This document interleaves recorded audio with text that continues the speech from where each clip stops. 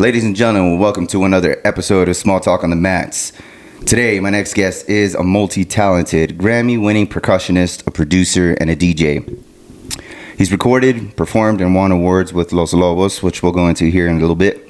He's toured the United States and internationally, and he's collaborated with a lot of great artists. Again, we'll go over that here in a bit. Ladies and gentlemen, without further ado, I introduce you, CQ the drummer. What's up, bro?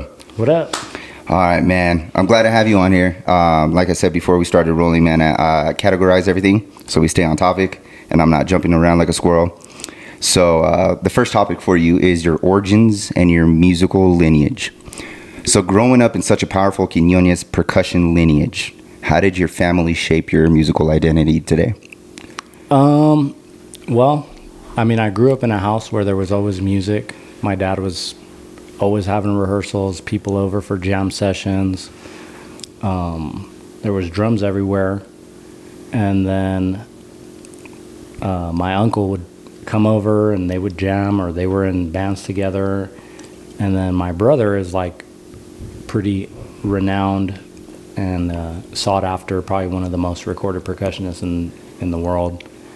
And he was always sending records and things that he was doing and stuff from, souvenirs from countries and places that he was going to. And my dad was like, look at what your brother's attaining through music. Just by getting good at an instrument, he's going to all these different countries. He's getting to see all this different stuff and do all these really incredible things. So that made a real impact on me, even though as a kid, I was not super interested in playing music until I was around 10, 11 years old. So it was just, but the influence of it always being part of my daily life was like, that helped get me to the point where once I found interest in music, it's like anything else. Once you get bit by the bug, then, right. It's off with the races from there. So. Okay. Nice. So what did you learn from your father, Tony, Uncle Raphael, and your brother, Mark, that still guides you today? Definitely to pursue your passions. You know what I mean? Regardless of what anything else, like, you have to go after what it is that you want to achieve. Yeah. And you have to put your effort into that, and the effort that you put into it is going to be what you get back out of it. Right. So, be honest with your efforts, be honest with your intention. Show up. Showing up is a big part of it. You know what I mean? You got to show up to whatever it is, whether there's money involved or not money involved, or whether you perceive an opportunity or not. When you show up, you can create an opportunity. Yeah. And that is like something that I definitely live by, and I'm definitely like always promoting that to my kids and whoever else is listening. Like, hey man, there's zero opportunity in not showing up. Right, exactly. You know what I mean? So show up and have a good attitude, and it may be something that you never even thought is like what's going to come out of something that you might have thought was going to be a negative situation, Yeah. Okay. So. I got you. So how did being born in Albuquerque but raised Afro-Caribbean sound influence your global musical style? Well, I definitely go around the United States telling people that I'm half Puerto Rican, half Cuban, and 100% Chicano. Okay. Because I was born and raised in Albuquerque, and I'm totally influenced by lowrider culture, and I eat tortillas and green chili and do all these things that are traditionally not Caribbean culture. You know what I mean? Like, when I get around a lot of Puerto Ricans and Cubans, they're like, you're kind of Mexican, bro. You know what I mean? And when I get around a lot of Mexicans, they're like, you're like a salsa guy. You know what I mean? So it's, I don't necessarily fit in any one of these kind of spots. Yeah. And also New Mexico has all of its culture that, is part of a 500-year mix of Native American cuisine and culture, and, the earliest Spanish influence, colonizers coming out here and all of that, and then all of the American history that is like comes 200 years later, like all of that is part of the culture out here. So, you know, I grew up listening to 90s R&B and salsa in my house, and Yeah. you know, the homies were bumping rap, and you know, I had cousins in New York that were sending all this East Coast stuff down here, like so I had a big kind of mix, and that really is, you know, my music is based on all of those influences kind of naturally coming together into a sound that most people are like, I don't know what kind of music this is. You know what I mean? But it's cool. It's different. Right. Yeah. So. Okay. All right. So when did you realize you wanted to be more than just a drummer and expand into production and DJing? I can't really necessarily pinpoint a moment that became like more of the focus, but you can only perform in one place at a time. Mm-hmm. So you can only show up and play and get paid to be in one place during the time that you're there. Whereas if you have music, a piece of music can simultaneously play in a million different places all over the world. Yeah. All throughout the day. Yeah. And so the kind of exchange of time for money in terms of like when you're creating something was part of why I got into that. But really it's because, like I said, all those different influences created this need for me to make a style of music that I don't really necessarily hear too much. Mm-hmm. You know, I also grew up playing a lot of jazz music like early on when I was a teenager, and my brother was playing like with some kind of like progressive Latin jazz groups, and so that influence also is, you know, my music's not necessarily jazz. Yeah. But it does have some kind of more outreaching elements to it. You know what I mean? Okay. So. Alrighty. So we'll jump into the topic of musicianship and performance. What separates CQ the drummer sound from other percussionists and DJs in today's scene?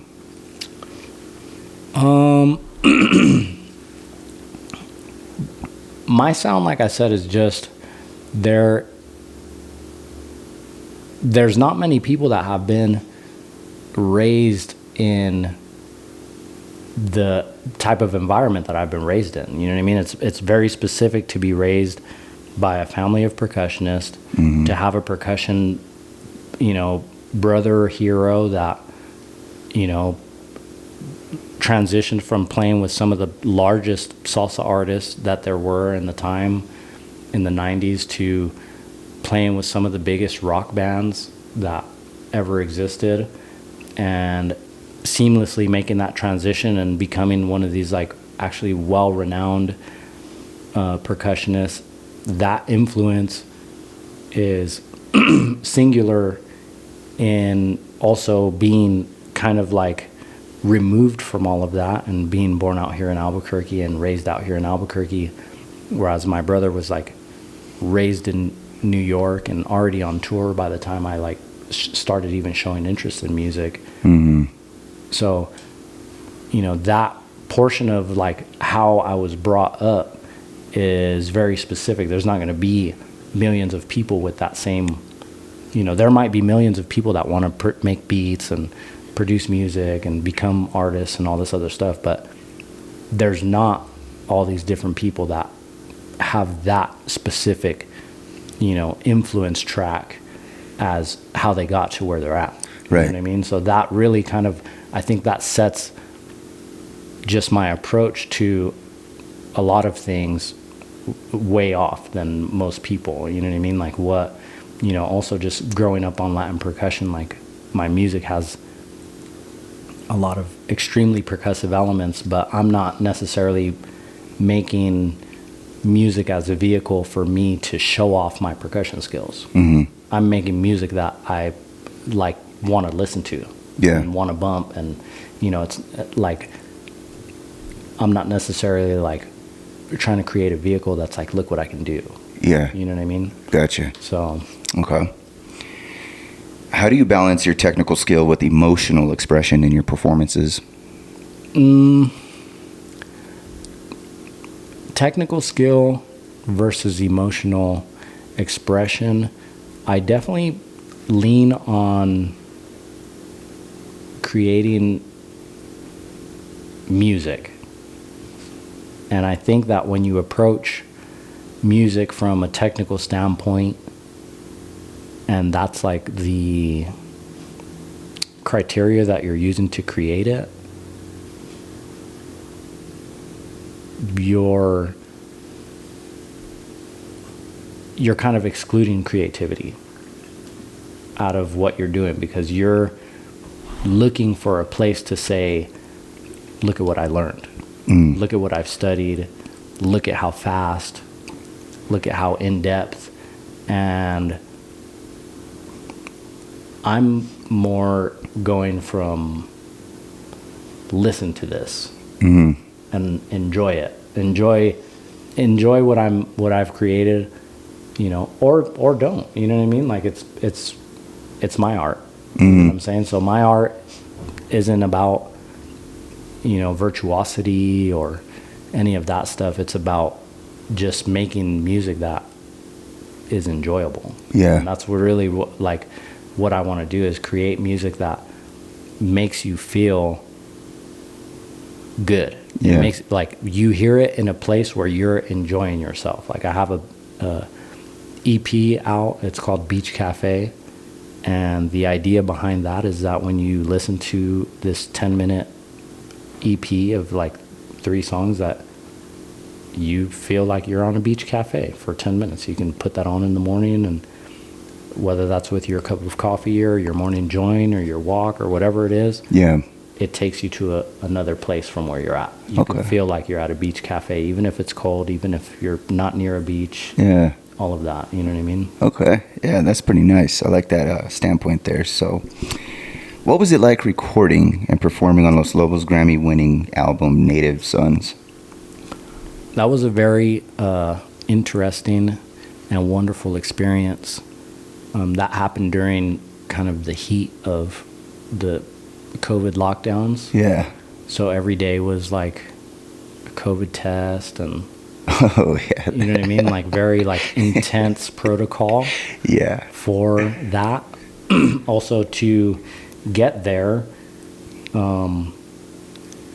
they were like, well, you can fly, but then you have to like quarantine when you get here and all this other stuff. Yeah. Or you can drive. So like, you know, I got a car out here and drove all the way to LA, and we recorded at this really cool studio that had all these tapestries and all this kind of like, just like older vibe, you know what I mean? And Yeah.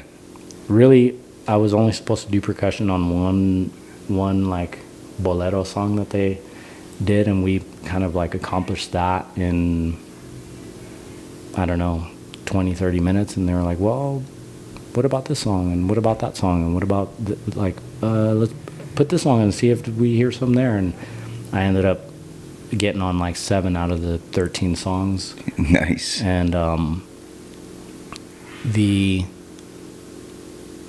concept of that album was like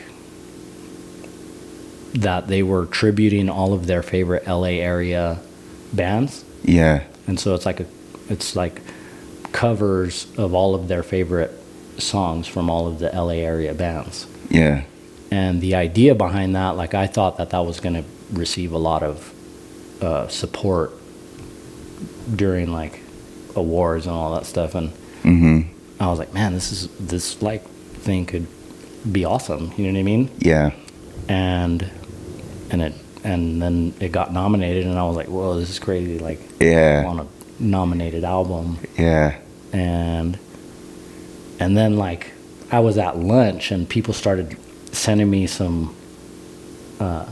they started sending me messages like, yo, congratulations, the album won, and all this other stuff. Because it was like a non-televised category. Okay. Because it's like Americana album of the year. So there's like, you know, there's like kind of the main categories that get televised, but then there's like 50 other categories that are part of the award ceremony that don't make it to the telecast. Right. And sometimes they come up like, oh, in the breaks, like, these people won this and this and that and whatever else. And so, like, yes, people started hitting me up, and I was like, dang, this is crazy. That is crazy. So you found out through like notifications from friends and family before you found out. Yeah, I don't know why, like, for whatever reason we chose to go have lunch during the Grammys, and then, like, yeah, it was like in the earlier part of the day. So, but by the time that the Grammys started, like, they already knew, and somebody like hit me up, and I was like, no way. Dude, That's this cool. Is crazy. That's pretty badass, man. When collaborating with acts like Ozomatli, Yeah, Ozomatli. Ozomatli and El Dusty, how do you adapt your rhythm to different musical worlds? I've been friends with Ozomatli for a long time. Like, I think I was doing the math, like maybe 25 years at this point. Okay. And so those guys have always been friends of mine, and I love their band. I love their music. I love what they stand for. They're very, like, outspoken for, justice and equality, and, they're part of all kinds of different stuff. And they've accomplished a lot of different things. That band has been all over the world, and they made the Dodger theme song, and, they've had music in movies, and also, with them, I've always been like a guest, a welcome guest, Yeah. a friend, and I've subbed for them. They have 2 percussionists and a drummer, and I've subbed for all 3 of those guys before. Okay. And one of the percussionists is also like an MC. Okay. And so there's been times that I've had to, like, sub for him on percussion and also come up to the front and try to rap, which is like not something that I do. Yeah. And they've been super encouraging, like, bro, you either step up and do it or don't, you know what I mean? Like, yeah. those are the options. And so, and they're like very cool about that. Yeah. And that to me is like one of the things that, like encouraging friends and that kind of stuff. And with El Dusty, I've been working with El Dusty for 8 years now, and we met on a tour.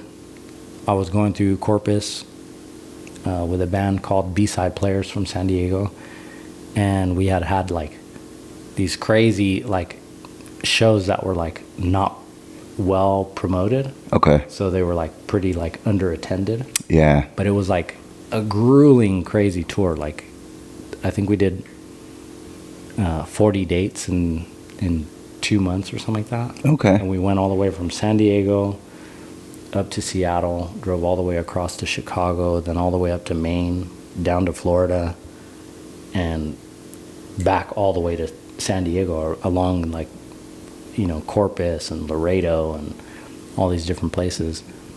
And I made a lot of great friends on that tour, because that was the opportunity, was to make friends. It wasn't like there was, we weren't playing all these huge packed out shows. Yeah.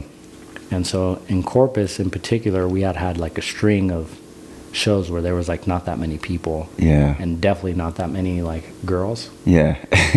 And it was, 11 or 12 dudes in a 15 passenger van, just like, going crazy. Yeah. And my friend Dust, his wife is a very talented bass player, and she had a band that was signed to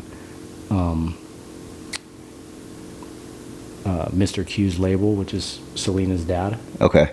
Yeah. And they were called La Conquista. And Dusty was the DJ that opened our show, and then La Conquista played, and then our tour, which was Sipes and the People, Salvador Santana, Carlos Santana's son, and then B-Side Players. Nice. And after the show, the guys in the band were like, yo, we got to like talk to these girls. Yeah. But we got to get this guy out of here. And I was like, guys, I don't know if you guys are paying attention, but this guy right here is the boyfriend, and if he leaves, she's leaving, it's her band, they're all leaving. Yeah. I was like, I'll go talk to him and give you guys a chance. Yeah. You know what I mean? Try to buy you guys some time. And me and Dust hit it off. He was super cool. Yeah. And he's like a really great guy. He's one of my best friends, and he's one of my biggest supporters. And I've learned tremendous amounts of things about music, about production, about releasing music, about, you know, relationships. Just, you know, I owe that dude a lot. Yeah. You know, I can say that, you know, with full earnesty and all honesty, and, you know, I appreciate his friendship and everything else. So working with him, we've learned a lot. And he's also, one of the things that I learned from him is that just be open-minded to ideas. Like, he lets me ideate with him. Mm-hmm. He lets me, you know, he trusts that if I give him an idea, like, he's like, all right, well, let's, like, rather than being like, oh no, let's like discuss your idea, is like, let's try it. Okay. Let's try this idea. Yeah. You know what I mean? Let's give your idea some foundation to see if it's actually good. Right. You know what I mean? And that really is, that is how you find some, what would you call it? Just confidence in being able to ideate with people and say, you know what, I got an idea for you, bro. Yeah. You know what I mean? And whether you take it or not, it's all good. But, you know, like, I'm the type of person that if you hang out with me a lot, I'm always like, what about this? What about that? Like, let's try this. Let's, you know, think about this. Or how would this, you know, influence the situation? Those are things that, you know, working with Dust and just his production style and everything else, like, I've learned a lot from those guys. That's pretty neat, man. That's nice. Because you don't meet a lot of people like that, especially that push you like that, right? Break you out of your bubble, out of your comfort zone, and then you guys feed off each other. So that's pretty unique. Yeah. You know, and my style of suggestion, I try to get away from, like, you should say, like, you know, saying you should do something, like, especially in the studio. Like, I've learned that telling somebody that they should do something is immediately stepping on whatever they're doing. Yeah. So rather than saying, oh, you should do this, hey, you could think about this thing. Yeah. You could think about it from this way. And then people are like, I could actually think about that. Yeah. Or I could not think about that, and it's okay. And I'm not offended by how you presented your idea. Okay. And that really, like, changes the dynamic immediately when you're trying to make suggestions and trying to, like, you know, be collaborative. Is like, hey, you know, can we try this, or could we think about it this way or that way? Yeah. You know, and that really, like, you know, I learned that through working with Dust. Yeah. Because the first time that I went there to collaborate, I was like, hey, bro, can we try this and try that? And the guys were like, over here, we don't necessarily collab like that. Okay. I'm not gonna, like, if I'm working on an idea and you have an idea, save your idea. And then when I finish working on my idea, then you can sit down and actually create your idea, and that's okay. And whether we like it or not, that matters less. You just put your idea into the situation, and we'll figure out a way to fit it in if it works. And if not, we'll delete it, and it's all good, and no hard feelings. Okay. You know what I mean? Yeah. And so and I was like, okay, well, I don't know how to run this program that you guys are running. And they were like, let me get your laptop. Here you go. Here's the program. When you come back next time, be ready to sit down and put your ideas in. Because Yeah. one of the main things about, like, trying to, like, co-produce with making just vocal suggestions to somebody is that I have to convey something that is in my head with my mouth. Yeah. And then you have to understand it with your ear and use your brain to, like, try to build that idea into the soundscape. And that becomes difficult because, you know, what if I'm not making the sound right with my mouth. Oh, like, what if I want one of these kind of sounds or one of those kind of sounds? Like, let's stop what you're doing and go look for these sounds is like counterproductive. I see. You know what I'm saying? Okay. So it's like a situation where you sit down and it's like, when I get done building my idea, you can sit down and put your idea here, and we'll figure out where the transition works or how your thing comes into play here. Yeah. And that has been like a super like excellent way to move about collaborating. And I try to like do that with my friends too, and not all my friends use the same program.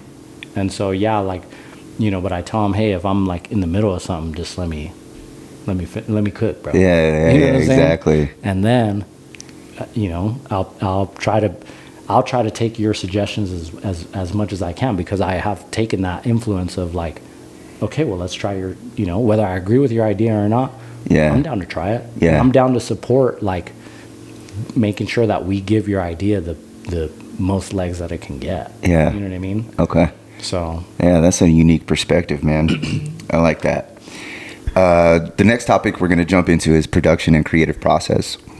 So walk us through your creative process when producing music for theater, dance, or commercial projects. I do a lot of sample-based productions. So I go in sample libraries, and that's where I draw most of my sounds from. Even though I've have recorded it and played drums and percussion and all this stuff for a long time, I find that trying to play on every single thing that I produce gives it a singular sound. And that's cool. And that's cool for some things, and that's part of like what I do.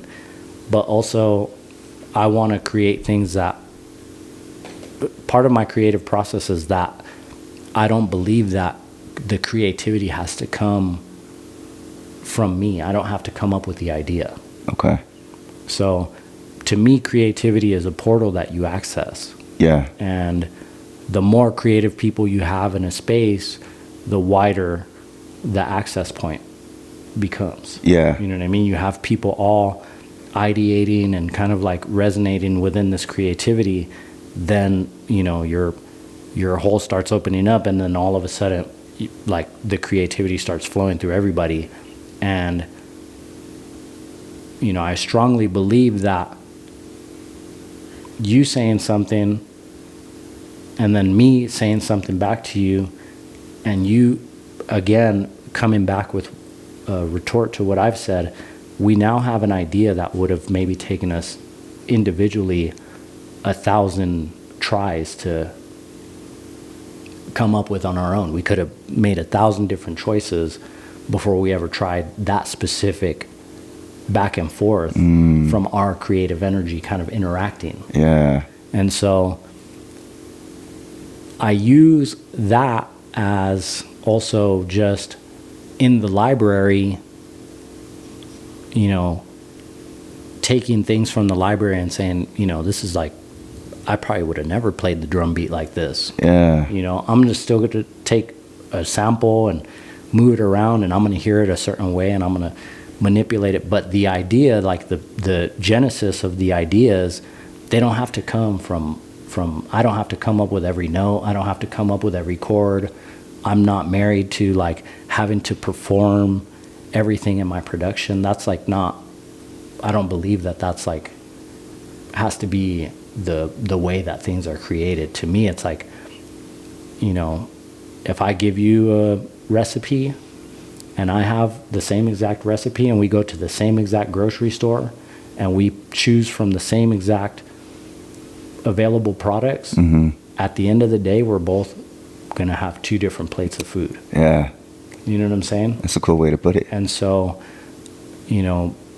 there's also like the other producer who wants to like actually create every single element of the song. Yeah.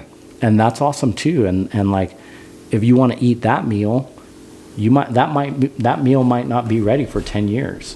You know what I mean? You want a cheese that's been aged for 2 years and you want to have created that on your own. You got to wait 2 years to put that cheese into your recipe. Yeah. You know what I'm saying? So when you know, maybe it's not my handmade cheese, but it's there at the store. Yeah. And I can choose how much, you know, to me, it's like how you season it. That's really what it is. It's like the seasoning is your creativity. That's, you know, you take all these elements that are there. It's like every song has the same stuff. Yeah. Every song has the same type of instrument.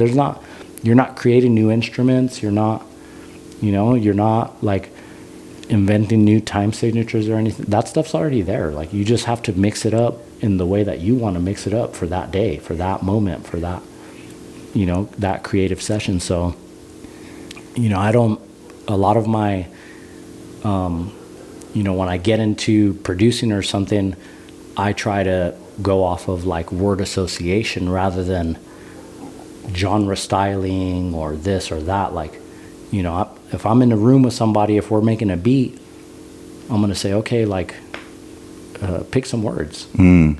And people are like, what do you mean pick some words? I'm like, you know, like anything that you want, you know, pick some words. And they're like, oh, I'm not sure. And I'll be like, okay, sure.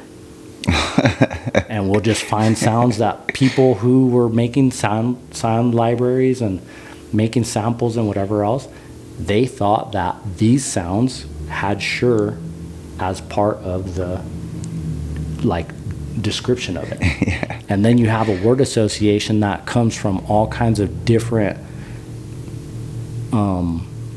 libraries and different genres, and it's not about like, you know, when somebody's like, oh, I need this type of song or that type of song, I'm like, I might not be the guy for that. Okay. You know what I mean? Because I'm going to make what comes out in that day. Yeah. And I'm going to make it off of like, you know, like it's going to be something that sounds like sure and orange and circular or whatever. And those are the words that we picked. And I'm going to pull sounds from whatever libraries. I don't care if they're, you know, dubsteps or reggaes or jingles or Foley from a movie. I'm going to just create off of that. And there's this weird like word association that happens through the samples that now start, you know, you start kind of like ideating in a way that like, you know, you had an outside shot. Yeah. You know, an outside source came and was like, here's your Lego pack, but you can make whatever you want. Yeah. You know what I mean? Yeah. And so that's kind of the creative process that I go with. I've had a lot of people be like, this is very artsy. You know what I mean? Like, because it's not, I'm not setting out to like make a this beat or a that beat. I'm setting out to make something that didn't exist before. Right. That's your recipe for success, man. That's like, your blueprint. So, you know, and a lot of people are like, what kind of music is this? And I play a bunch of beats and they're like, I don't know what this is, but all of it sounds like the same. You know what I mean? I can't genre this music, but it all goes together oddly. Yeah. You know what I mean? It all kind of like has a matched kind of whatever it is. I don't even know, because I do make a lot of different kind of sounds, and I try to make songs that like fit in a style. Yeah. As like a challenge to myself. But I don't want to be, you know, I don't want it to be paint by numbers or something like that. You know? Right. I see. Okay. I like the way you explained all that, man. That's pretty fantastic, dude. Okay, so the next question is, how does producing differ from when you're working with other artists versus your own solo releases?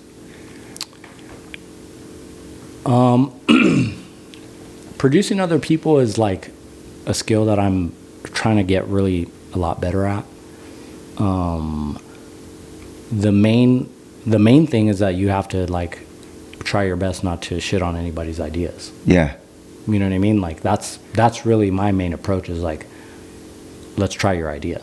Yeah. You know what I mean? Like I want to try your ideas, especially if you're coming to me to produce something for you, I want it to be something that you're happy with. You know what I mean? I want us to both be fulfilled by the music that we create and to be happy and excited about. Get to the point where we're excited to finish it. Mm-hmm. Because when you make a song, if you get 80% done with a song, that's one thing. If you get 100% done with a song, then there's like a brand new 100% in mixing and mastering and releasing and all of the other parts of putting out a song that are not making a song. Uh-huh.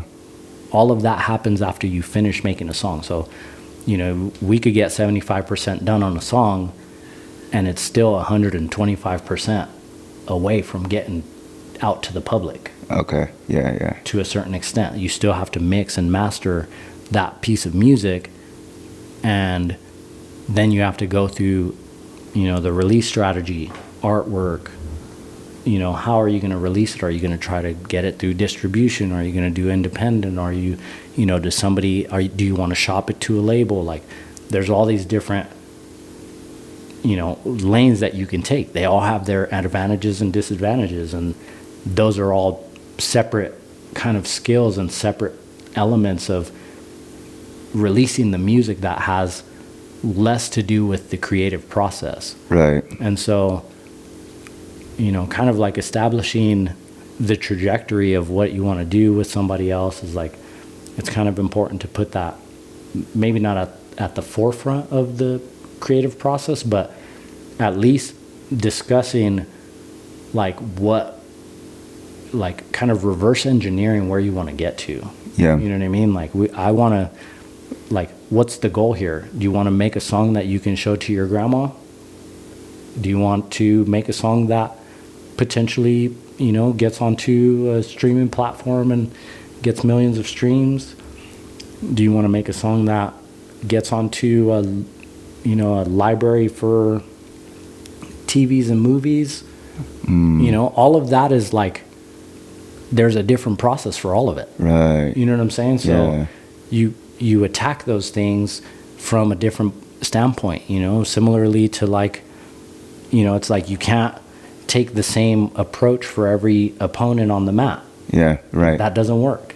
Yeah. You know what I mean? You have to figure out, if I want to beat this one guy, I got to understand like what he's doing. Right. And I got to like reverse engineer where there's going to be this or that. Yeah. And be ready, prepared for that. You know what I mean? Like, if you want to put out a song to a sync library, you got to, if you want that song to have a chance, you have to submit it with like several different kind of versions. Yeah. You know what I mean? No vocals, no drums, this and that. One, you know, this section, that section, only these three elements, like those type of things. And so, you know, if you want to get a song on the radio, like, you got to work within the parameters of what a radio song has. You can't make a 7-minute song. You can't do this and that. Like, you know, so kind of like figuring out what somebody wants to do, and, you know, without necessarily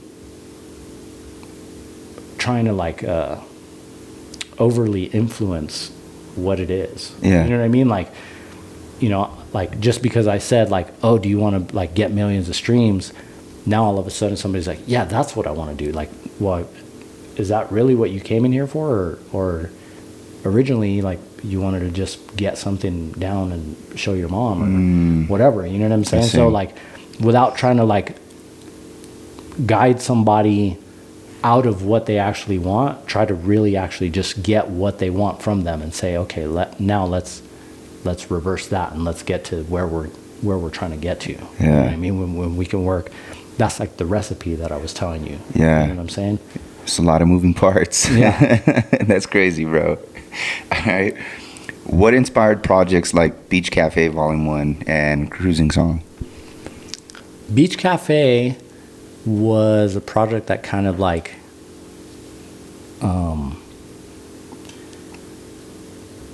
that project was like a very transitional period for me. I didn't have like a home studio. I didn't have like a home base. So that was like all like guerrilla production. I was like moving around and, you know, taking my laptop to coffee shops and stuff like that, and kind of like building all these rhythm tracks.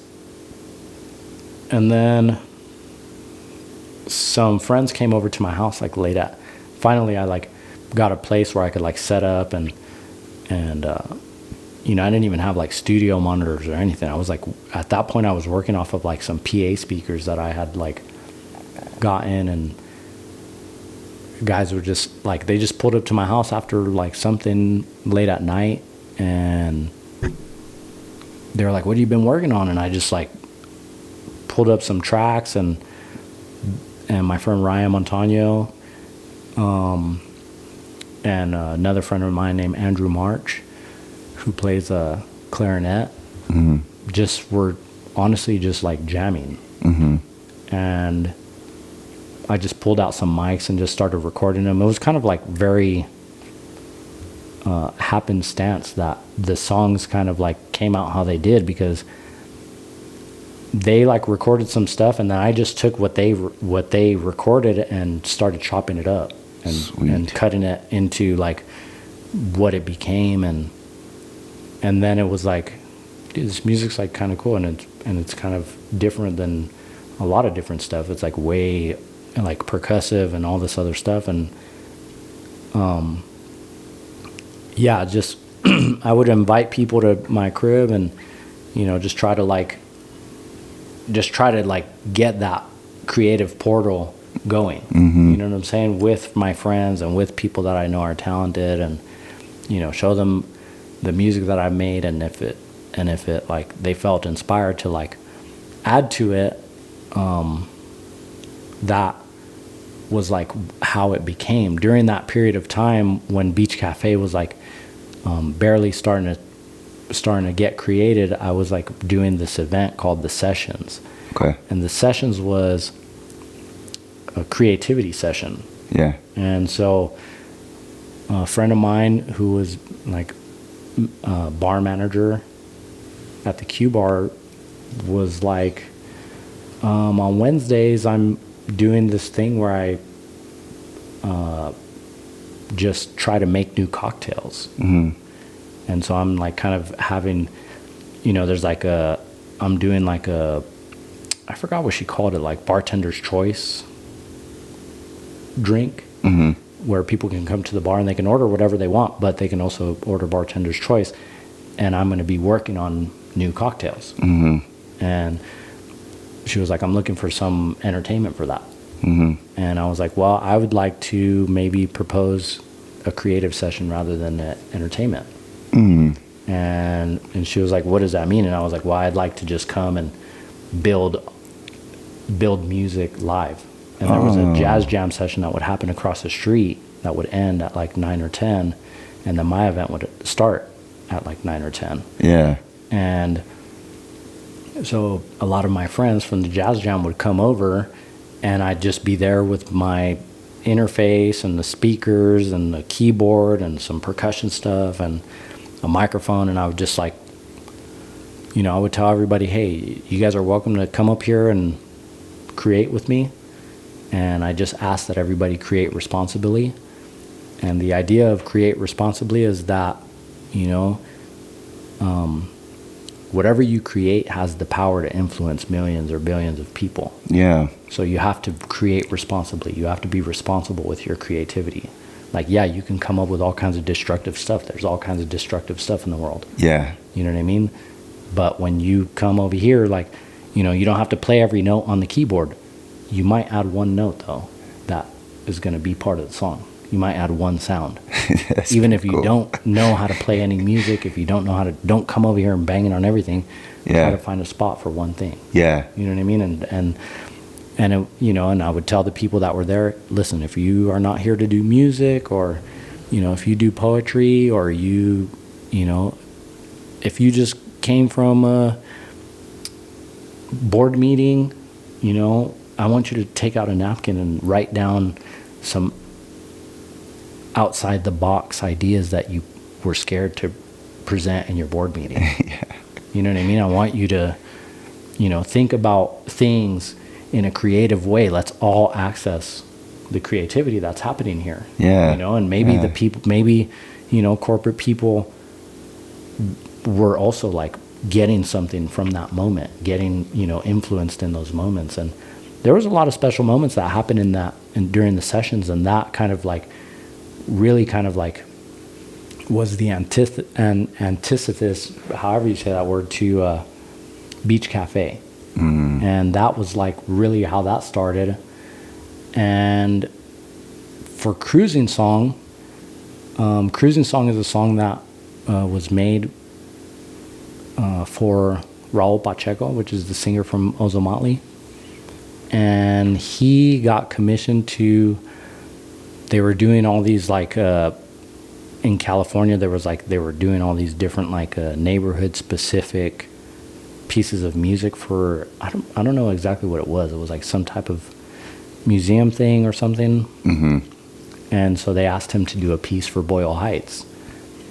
And he came to my house. And the day that he came to my house, there was like a cruise or a car meetup on my block. And so he showed up to my crib, and there's all these lowriders coming up and down the street, and everybody's like bringing out their lawn chairs, and and the whole lowrider culture. He was like, "This is cool, dude. What's going on?" And I was like, we still cruise out here. He had just moved out here from California. Okay. And then I was like, where do they still cruise? He was like, in Boyle they still cruise. I was like, oh, so cruising's like, he was like, yeah, Whittier is in Boyle. That's like one of the main cruising strips. Yeah. And I was like, do you want to do a cruising song? Yeah. And he was like, yeah, that sounds cool. Let's try it. Yeah. And so we made Cruising Song. And like, that was how it came about, was from the influence of us both being like, yeah, well, we cruise out here and they cruise out there, and like, I think Lolos are tight. Yeah. You know what I mean? Like, bro, if you spend a lot of time keeping your car nice and, like just keeping up an old car and whatever you want to do to it, like, there's so much creativity that goes into lowriders, bro. It's like, it's honestly like really impressive. You know what I mean? Yeah, that's pretty cool, man. So that's how that song came. That's how those two projects kind of like materialized, Yeah, I like the origin stories, man. I love origin stories. How do you keep your sound fresh while honoring traditional rhythms? I mean, I definitely, in the way that I'm searching for sounds and in the approach that I'm trying to like create, I'm drawn more or like to organic recordings of, rhythms and things that a lot of the stuff that I'm like trying to create is like still not getting uploaded to these like sample libraries. They're still, it's like way more folkloric kind of like rhythms and stuff like that I'll kind of draw on. And I also like want elements from all over the world, like in every single song. I want, different drums that somebody's like, oh, that's from Indian music, and oh, this sound is like from, China, and this like other instrument and this rhythm that is being played is from somewhere in Africa, or and I'm just like, how can I fit all these things into like one thing? Yeah. And then also like make it sound like something that I like, because I like a lot of like modern R&B. Like I see you're like a big Weeknd fan. I noticed your truck, and like you got the shirt on today, and like, the Weeknd's tight, bro. I seen him a couple times. Like, you know, he's a talented dude, and he has a lot of dope music, and like, he has had some super fresh kind of production and stuff like that. And some of his producers are guys that I'm like going on their Instagrams and checking out what they're doing and seeing what they're talking about. And even at that, my approach is still different than all of those dudes. You know what I mean? Right. So I don't know if I answered your question or not, but you did. Our next topic is global influence and style. So your music blends Afrobeat, cumbia, salsa, samba, hip hop, R&B, a lot more. How do you decide what sounds go into a set? Into a DJ set, my DJ sets are actually really an extension of my creativity. That's like what I enjoy doing for DJing. It's not necessarily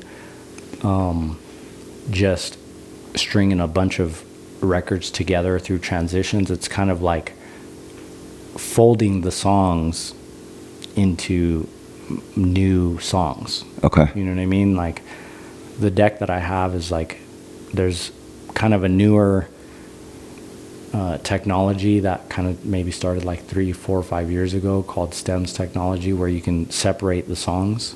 Okay. You can take the voice and the harmony track and the bass and the drums and take it all apart. Oh, wow. And so I like seeing what, you know, like the Weeknd's vocals sound like over, you know, WizKid drums and, you know, some type of like other popular, you know, Whitney Houston 90s, like, you know, chords and bass or whatever. Like that. And just kind of like really kind of like stretching out in that creative process. And, you know, in a live situation, you can't always do that. Yeah. Because being a DJ is like a servitude. Yeah. You know what I mean? You gotta serve up whoever's there. Yeah. You know? And yeah, you can sprinkle it and you can be creative, but you know, some of the situations that I've like been able to foster through DJing have been situations where they're like, we actually want you to come and kind of like display some creativity, some art galleries and some other type of, you know, where it's not necessarily about a dance floor. Yeah. You know what I'm saying? And so there's kind of different situations, and when you need a dance floor, you can do some blends and you can do some, you know, creative stuff, but when you're kind of like setting a vibe, that's like when I really like to like really start stretching out and start really, you know, not necessarily saying, oh, this set's going to be based in this rhythm or that rhythm. Like how do you have an Afrobeat and a cumbia drum playing at the same time? Yeah. Underneath, you know, like, who knows? Like sometimes I'll play like, I like to put country vocals on top of a lot of like these very like ethnic sounding rhythms that I'll create. You know what I mean? Like different, you know, Morgan Wallen and some of these other like Luke Bryan and some of these other like newer kind of country artists that are like recording on the grid.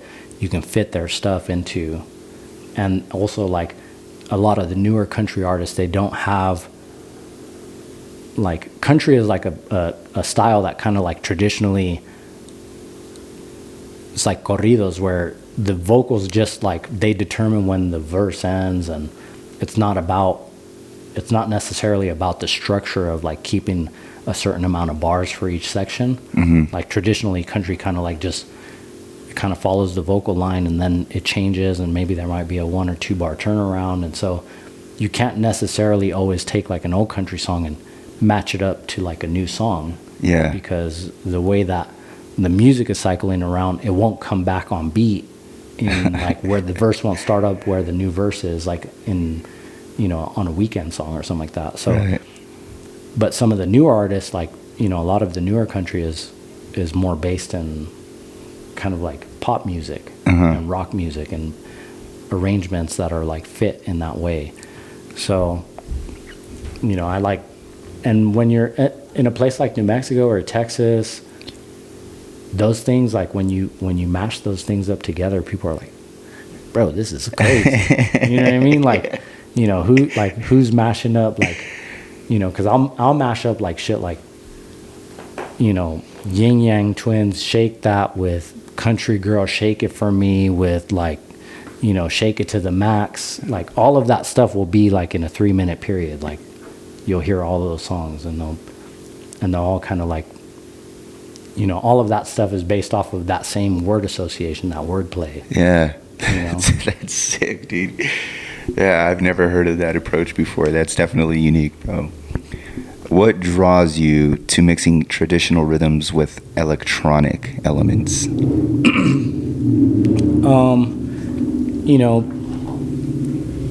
Adhering to tradition and honoring tradition and respecting what it is, I think that, like, having spent a lot of time listening and studying and listening to all this old music, that puts you in a position to be able to say, okay, yeah, I'm gonna see what the future of this could look like. Mm-hmm. You know what I mean? And part of that has been hugely influenced by working with El Dusty, because some of his biggest hits have been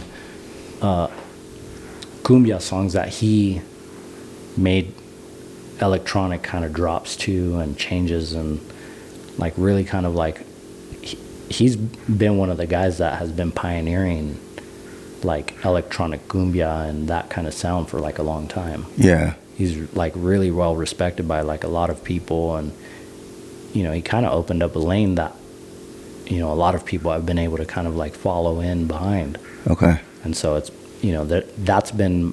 he's been a big influence in that, and also in because most people are just like, bro, you can't do that. You can't, like, these things don't go together. Yeah. And they might not for a lot of people. Yeah. And it's okay. And like, part of understanding and part of like what it is that I've been working on and what it is that I'm creating is understanding that, if you blend electronic music with cumbia music, you don't get all of the electronic people and all of the cumbia people to like what it is. It's more of a Venn diagram. You're kind of like creating a space where only that one kind of like crossover of people are going to be like, this is tight. You know what I mean? This is like, yeah, that's cool. He's taking from something that I like over here and taking from something that I like over here. But really you're kind of like, it's not it's not the same as like, you think that everybody's just going to be like, oh, everybody that likes cumbia and everybody that likes, electronic or whatever the styles are is going to just gravitate to this because it includes both of those things. It's right. It doesn't work that way. Right. And the more that you add, these different elements, your Venn diagram gets smaller and smaller. Mm-hmm. But, your niche is your niche. Like, you got to lean into whatever it is that makes you unique. Yeah. You got to lean into whatever it is that, and so, I've been trying to just focus on having confidence in the idea that, like, I'm building a niche here. Yeah. You know what I mean? Yep. And it might get big. Yeah. It might stay small. It might, but I also know that I'm like staying true to like my artistry. Exactly. And my influences, and, it's like a very natural, creative process for me to like mix up a bunch of stuff that I like rather than try to create one thing. Mm-hmm. You know what I'm saying? Yep. So I like that, man. What's up, everybody? This podcast is brought to you and sponsored by the Rock Family Therapy. Not every battle is fought in combat. Some are fought in silence, in your head, in your home, or behind the mask you wear every day. At the Rock Family Therapy, they stand with those who fight to rise again. Veterans, first responders, parents, or anyone carrying the weight of trauma, loss, or stress. This isn't just talk therapy. It's rebuilding from the inside out. It's mental conditioning for life. A place to reset, refocus, and rise stronger. Whether your uniform is military, professional, or just the armor you put on to make it through the day. If you're ready to face what's been holding you back, they're ready for you. Call or text 505-336-0238 or email r.villy@therockfamilytherapy.com or visit therockfamilytherapy.com, because warriors come in many forms and every warrior needs a rock. What's up, everybody? This podcast is sponsored and brought to you by Toehold. As you know, I've been a long-time customer and supporter of Toehold. I'll give you 3 reasons why I love this company. 1 is because they're huge supporters of veterans, law enforcement, and first responders. 2nd reason is because everything is American-made with integrity as it should be. And 3rd reason is because they have the best customer service that you'll ever receive with timely responses. Now, their main focus is flip-flops that'll last you a lifetime, but they also sell caps, shirts, rash guards, wallets, you name it. One of my favorite ethically sourced exotic leathers here is Murder Hippo flip-flops. We got stingray, elephant, crocodile, and if you don't want an exotic leather, you got different options on vegetable tan leather with stamps and colors. And going to the wallets here, we got zebra, we got stingray, we got John Wayne style minimalist wallet, and then going to the key fobs. So guys, go show your support. You have so many options with different exotic leathers. Go show your support for AG and Toehold. Tell them I sent you. Thank you. Peace out. Oh, this is a good one.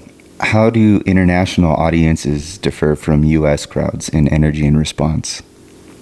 In terms of international movement, you know, I've played music in a few different places. Mexico City, Belize. I've been to Cuba. I've been to Canada several times. Outside of that, I haven't toured all over the world, not yet. You know what I mean? Yeah. I don't think that that's out of the question. I think that at some point there's going to be more international movement for me. For sure. But it's a party where you make it a party. Yeah. Okay. Everywhere. You know what I'm saying? Okay. Yeah. There's been awesome parties all over. I've been to every state. I've been, the party that we did in Canada with the hallucination was insane. The people there were ready to go crazy, and that was awesome. The parties in Mexico City were also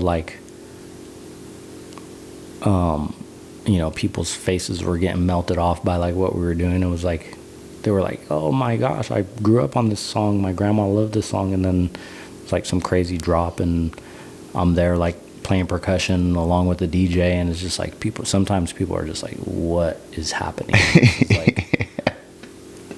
Yeah. So people's reactions are they're different all over. The city is different than the country or the outskirts or the suburbs. Yeah. Really where you get the most response for the stuff that I'm doing and performing with Dust is where it's more progressive. Yeah. You know what I mean? When people are, they want to hear their song the way that they know it. Sometimes what we're doing is it's just over people's heads. Sometimes they're he's ruining my favorite song. Okay. So yeah. Which culture's rhythms surprised you the most once you started performing globally?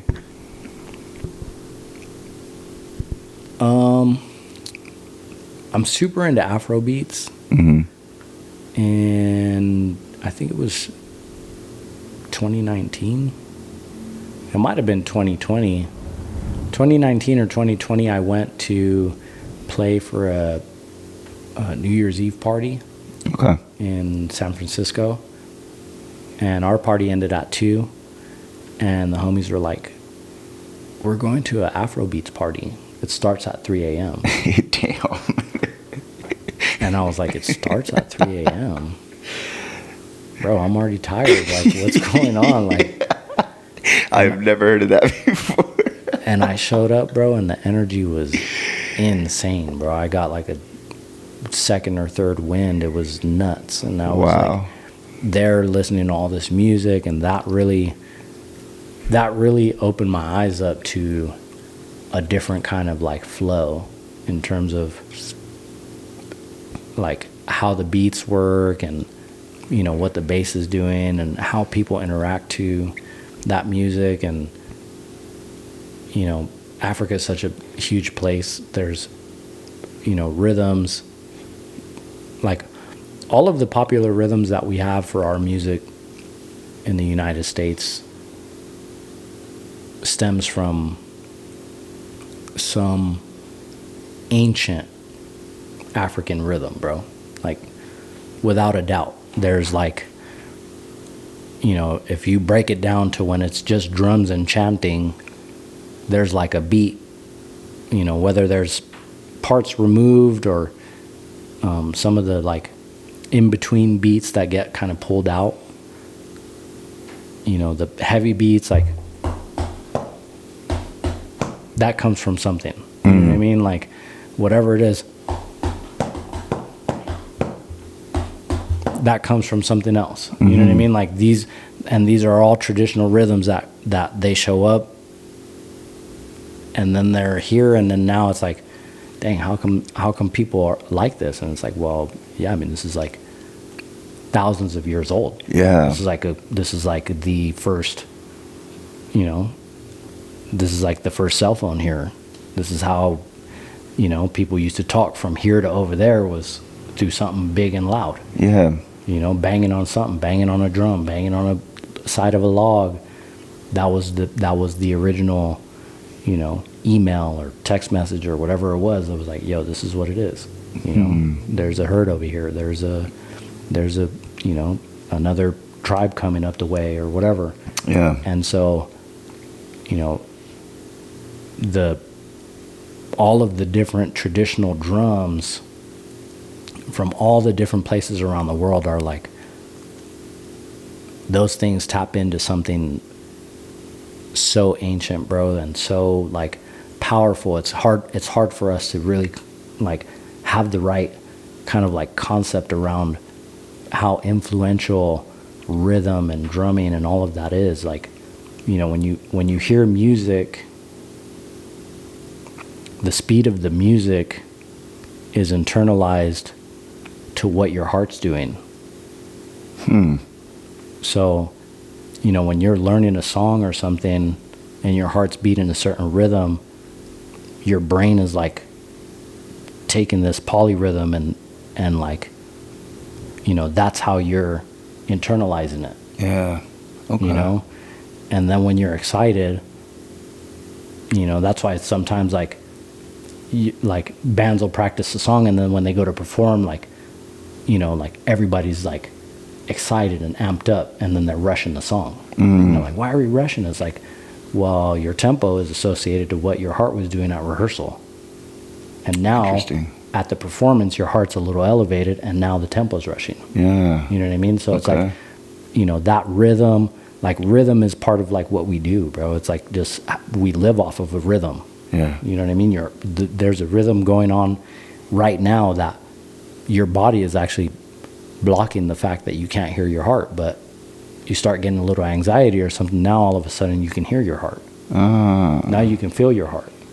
Okay. You know what I mean? But most of the time, that's a background beat that's happening for you at all times. As even when you're listening to other stuff, when you're listening to other music, it's like you can't see your nose, but you can see your nose. Yeah. It's there. Yeah. You know what I mean? Like, you actually are, your eyes are like, no, we're not looking at the nose, so we're not seeing it. But when you look and pay attention to your nose, it's there. Yeah. The same with your heart. You know what I mean? It's part of the beat that you're listening to when you're listening to music. So, you know, that's kind of like why I feel like adding traditional elements, especially the rhythmic elements, is really like, you know, that really makes it special. That really gives you a place to have, you know, a lot of like kind of carnal influence that, you know, predates every other instrument. Like the drums and the rhythm is like, that's before. Yeah. You know what I'm saying? Yeah. That's wild, bro. All right, we've reached our last topic before we hit rapid fire questions, man. So this topic is your DJ and live hybrid sets. So what sparked your transition into combining DJing with live percussion? I was like an early adopter for adding the drum set to other people's DJ sets. And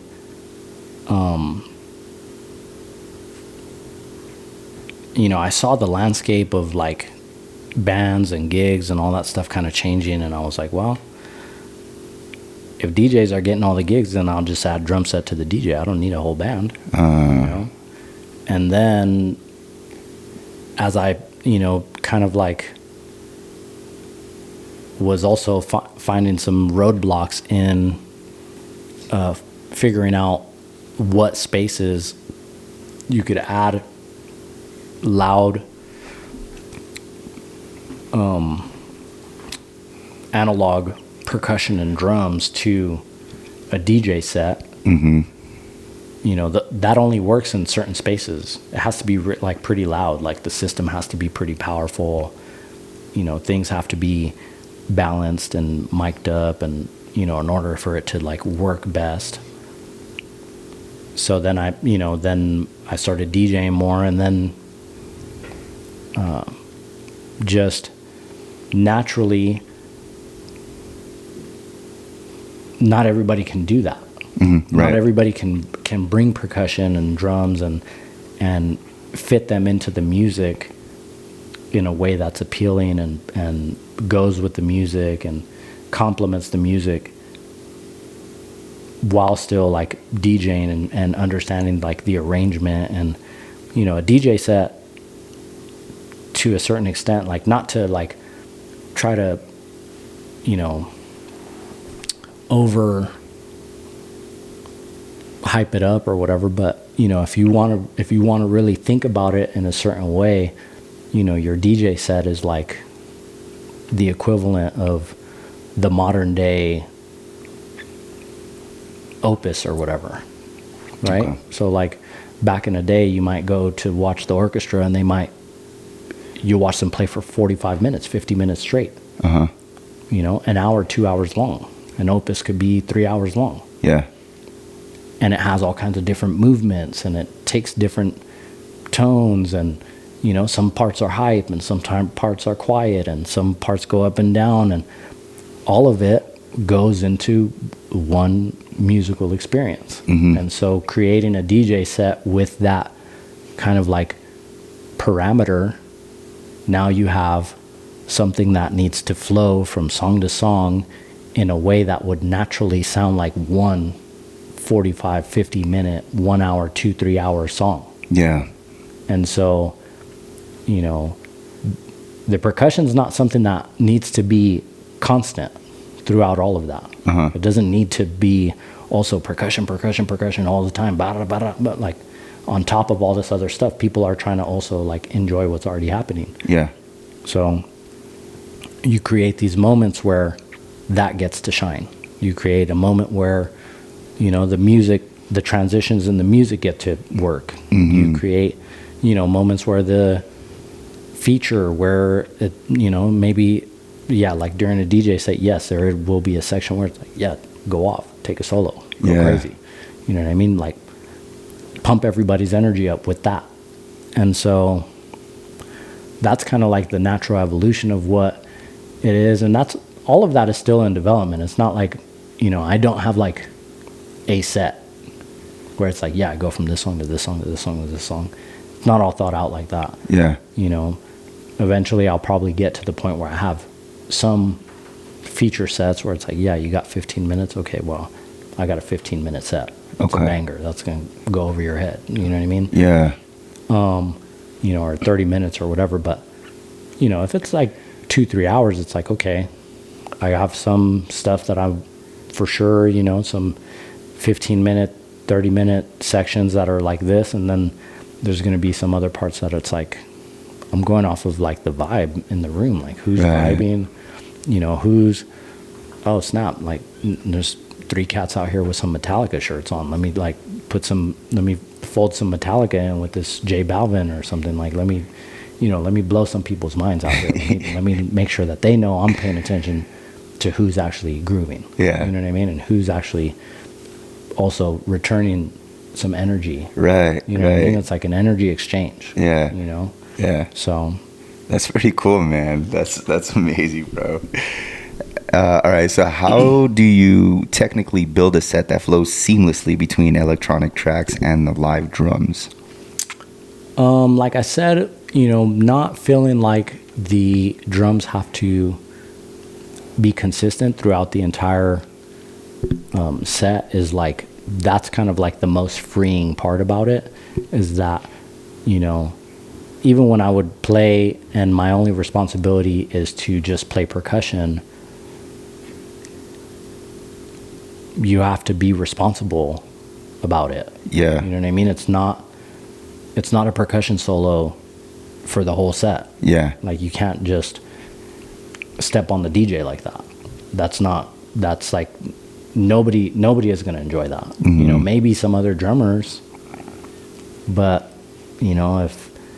unless you're playing a set at some type of drum convention or something like that, like, you're probably alienating the majority of the people that are listening. So, figuring out where to highlight the percussion,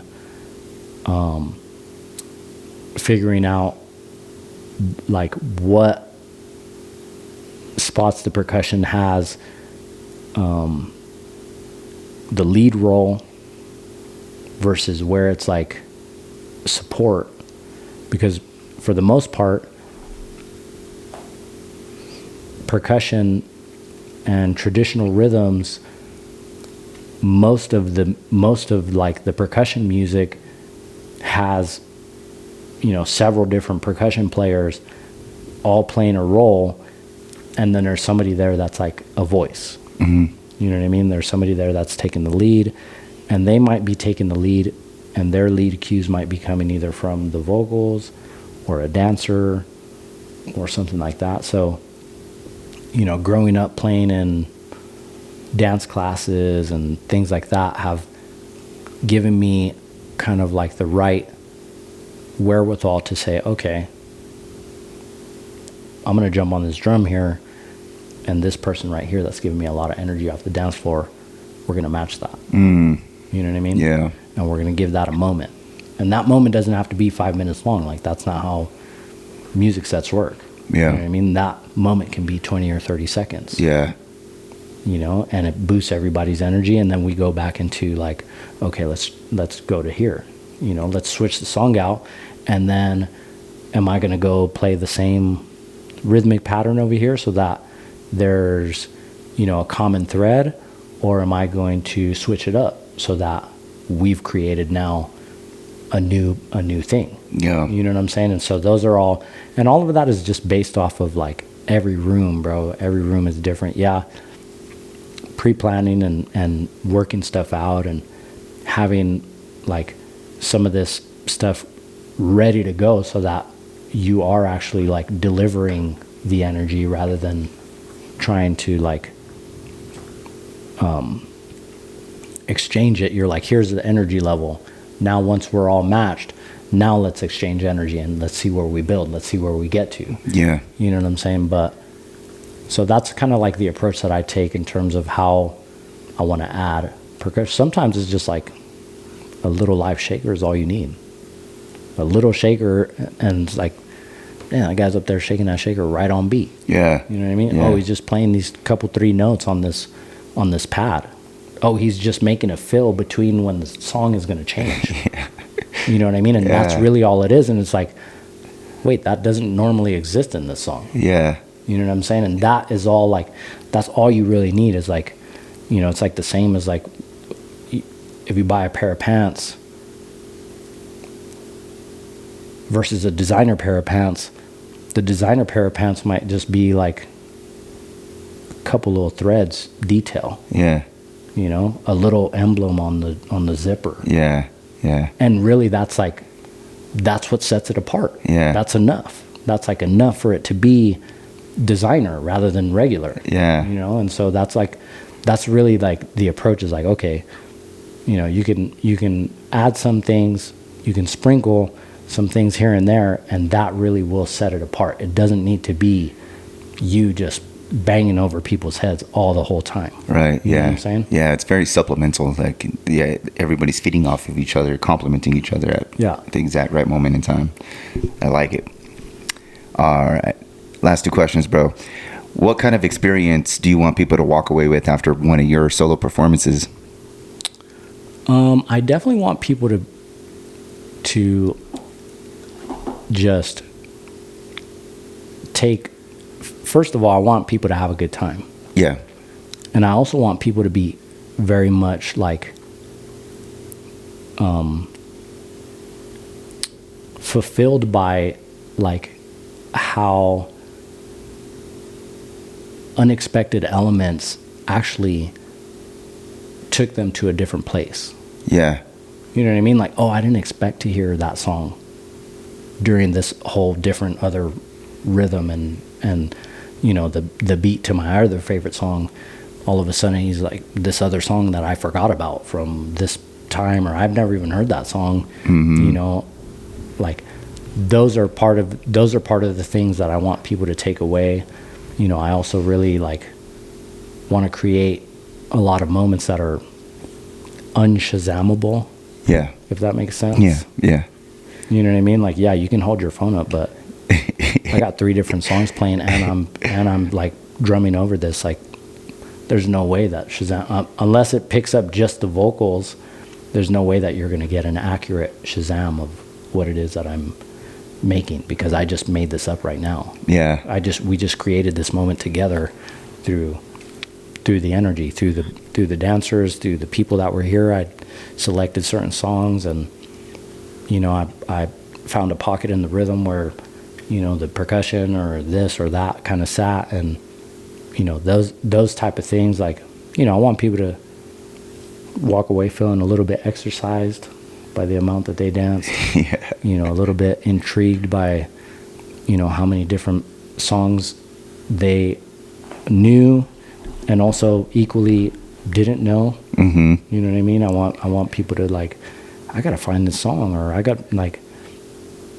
I hope he recorded this set, because like, when else am I gonna hear something that sounds like this? Yeah. You know what I mean? Like, so those are kind of like the things that I want people to take away. And, you know, I want it to be a unique experience. Like, every single experience, whether I play the same songs or not, like, they get folded and mixed in a little differently every single time, and there's different influences. So Yeah, yeah.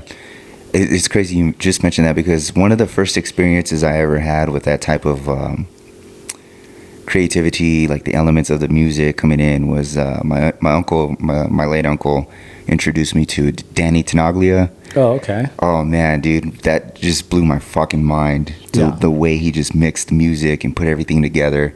That's one of the earliest and first experiences I ever knew and got introduced to, like, sounds just being created and mixed together, and Yeah. to make it sound unique. You know what I mean?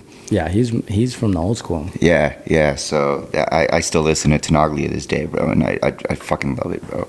Hell yeah. But you saying that, man, just reminded me of that. Like, trying to be as unique as possible, mixing every element together like that, man. So that's crazy, bro. And where do you see the future of hybrid DJ and percussion performances going? You know, I like to visualize and imagine it going all over the world, because that's what I want to do. You know what I mean? I want to go and perform and see the world and go all over and share my creativity and be influenced by things in other places. Like, I love, like, one of my favorite experiences is going somewhere and seeing a room full of people sing along to a song that I've never heard. That's like one of the most powerful experiences that I've had in music over and over and over again. Is like, I'm like, bro, I never heard this song ever, and every single person in here knows every word. Mm-hmm. Like, that will hit you like to your core, bro. You know what I mean? It's like a situation where you're like, dang, like, I'm missing out over here. Right. I need to look into this. And so, you know, I definitely want to streamline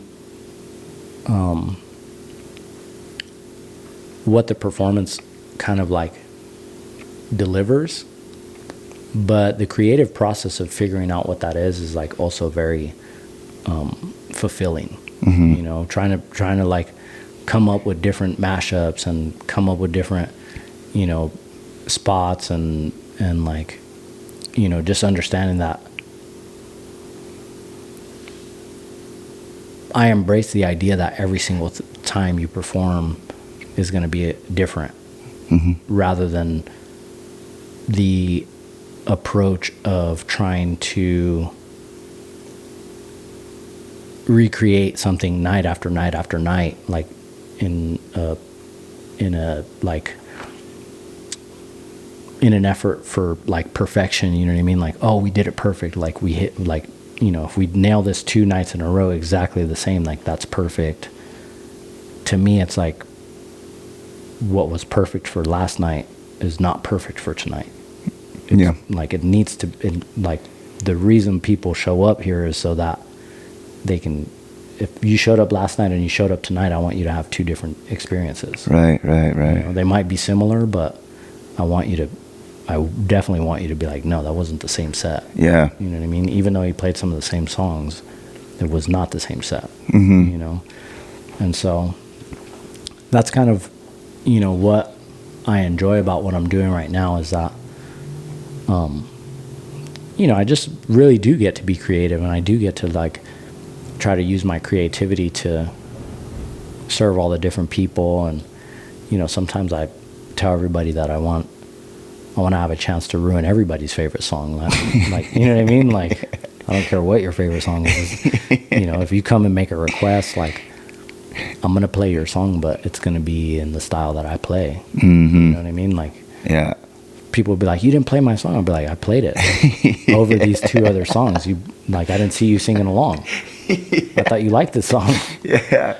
You know? Yeah. And so, yeah, it's, you know, I really do enjoy being creative, bro. That's like something that it's part of every single day for me. And not just musically, like I love ideating with people on what they got going on in their life and their corporate jobs, and how to approach meetings, and you know, what, like, you know, different paths to take. And something that I've realized just recently is that my brain really does think about things in a different way than a lot of people, because a common response when I'm talking to people and we're thinking about things is, I never thought about it that way. Mm. And that's like common in my conversations. Mm. You know what I mean? People always are like, I never thought about it like that. Yeah. And it's like, what do you mean? I just like... That's a good response for someone to give you. Yeah. You know For what sure. I mean? And it's like, so, you know, and now, you know, I'm like, you know, now that I've kind of like been able to kind of pin that as something, it's like, okay, cool. This is actually great. Yeah. You know what I mean? I do think about things in a different way, and that's actually a wonderful thing. That's actually like very beautiful and unique to be able to help somebody see something from a totally another perspective, and then be like, dang, I'd never thought about it like that. That's cool. I'm going to bring that into my frame of thought. And that, like I said, is going to be one of those things that that seed gets watered.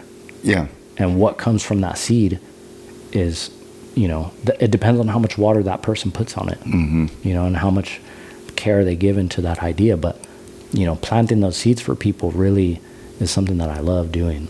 Okay. You know? Yeah, man. That's interesting, man. Everything you've went over is amazing, bro. Amazing. Thanks, man. So I like to do this little thing at the end of my questions, rapid fire questions, man. It just brings out a little fun, and I'll try to be as fast as I can, bro. I told you I'm a long talker. It's cool, man. You don't necessarily have to, just one and done them. But I got a few questions for you on rapid fire. So what is your favorite rhythm to play live?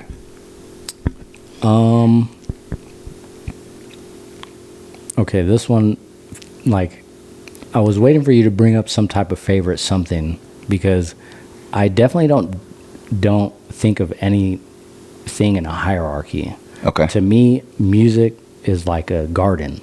Okay. Okay.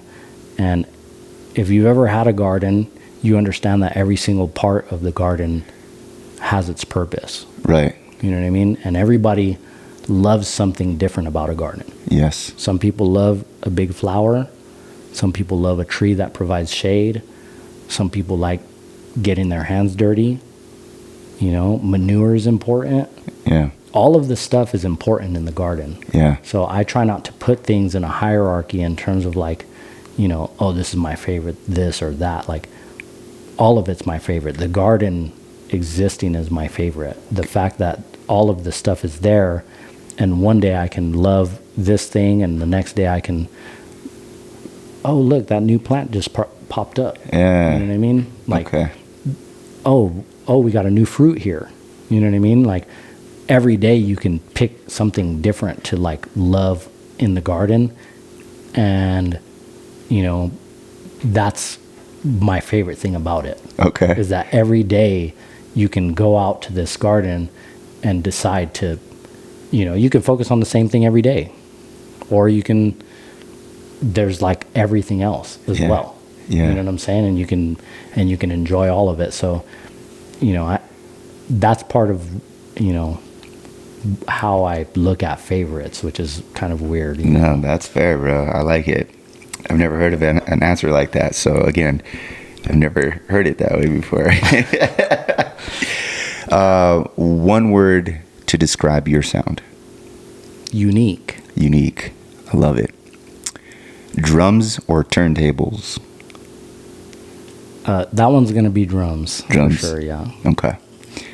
The studio or the stage?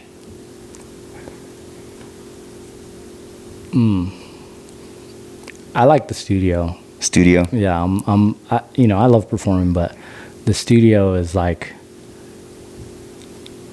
you can't make a mistake in the studio. Right. Some of the most beautiful things actually are the mistakes. Okay. You know, and the stage is part of that too. Like, one of the things that I love about music is that in life, you know, it parallels life in that you can let one mistake derail the rest of your entire performance. Yeah. And it can fuck up every single element of the rest of that evening. Okay. If you just dwell on one mistake. Yeah. Just like in life. You make one mistake, and how you recover from that is like really important in your life. Yeah. You know what I mean? And kind of getting over these humps is part of life. That's, you know, and that's something that I draw a real parallel in music is, you know, mistakes are going to happen, bro. Like, you can't, like I said, you can't do it perfectly every single time. You can't make it exactly the same every time. We might strive for that, but embracing the fact that it's going to be different, and that your mistake recovery might be actually the most beautiful moment in the evening for live performance, and also in the studio. Like, a lot of things that I've created have come from moving something to the wrong place. Like, I wanted to move it here, and I dropped it in the wrong place, and instead of being like, oh yeah, let me move it first before I listen, I'll listen first. Yeah. I'm like, wait a minute, there's something here. That's not what I intended. Yeah. You know what I mean? But this is cool. Let me go off of that. You know what I mean? So Yeah. that's what, you know, but in the studio, you can have a little more time to like water that idea, like I said, and rather than on the stage, you're just like, okay, how do I look like I didn't trip? Yeah. You know? Okay. I like it. What is your dream collaboration? Dream collaborations, you know, I want to get to the point where I'm one of these producers that people seek out because it's like the sound is just totally unique and different. Yeah. And, you know, people are like, yeah, I need a whole album of this, you know? Yeah. So that could be, you know, a lot of different people, but, you know, I think, you know, obviously, like, some of the biggest artists in the world, you know, Drake and The Weeknd, and, you know, man, there's a lot of like really talented people that I would love to collaborate with. There's also, like, you know, artists that aren't that big. Like, my dream collaboration is to develop a new sound with an artist, and it become a dream collaboration for everybody else. You know what I mean? Is to like come up with this new thing that, you know, like a Pharrell or a Timberland or, you know, Swiss Beats. Like, these guys all like punched into the culture in a way that like is undeniable. Their sounds are just, you know, like you hear a Pharrell, you're like, that's Pharrell. Yeah. That's the Neptunes. You know what I mean? You hear Timberland, you're like, yo, that's Timberland. You know, Swiss Beats the same. Like, you know, some of these dudes, they, you know, Black Coffee, some of these cats, they produce in a way that you don't have to like, you don't have to see their name on it. Right. You hear it in the sound. Right. You know, and that's where my dream collaboration is, to create something that either is, you know, some larger artist saying, bro, this, like, nobody has music that sounds like this. Yeah. You know what I mean? I want to work with this dude, or, you know, more so come up with somebody and it become like, dang, these guys pioneered something that didn't exist before. Okay. You know what I'm saying? Yeah, that's badass. What is your go-to drum band? We didn't really go over like the endorsements and stuff like that, but yeah, your drum set endorsements. Brands? Yeah. I've been part of the Pearl family along with my brother since he moved there, I think maybe 14, 15 years ago. Yeah. They have a lot of great products. Zildjian, you know, I've been fortunate that a lot of the brands that my brother was part of also like saw my career as something that they were interested in endorsing and sponsoring. So Zildjian, Remo, Pearl, I mean, those are like some of the top brands in the industry. Okay. I appreciate all kinds of custom drums, and, you know, I think people make all kinds of innovative products, but definitely got to shout those companies out, you know? Yeah. All right. That's fair. What is your most memorable performance so far? There's been 2 performances with the Los Lobos, probably 3 performances that are like standout performances. The first one is going to be the largest audience that I've ever played for. And that was at the Hardly Strictly Bluegrass Festival in San Francisco. And, you know, the guys were like, oh, yeah, we have this festival in this park. Show up, this and that, whatever. And I was like, okay. And, you know, I've been to park festivals, pretty big, like. So I was like imagining that there would be like, you know, 3,000-5,000 people there or something like that. Yeah. And for this particular event, I brought my daughter with me. She was 11 years old. And we showed up and we were approaching the park, and there was like 100,000 bicycles, bro. Damn. Parked in this bike parking. And I was like, what is this? And they were like, well, this event is so large that a lot of people bike here. They're encouraged to bike here. And then we have this like bike parking system where people like, you know, and there was thousands of bikes, bro. Like, and I was like, how many people are you expecting? And they said over the weekend, we're expecting like between 700,000 and 1 million people. That's insane. And I was like, wow, what is going on? So we played sundown set.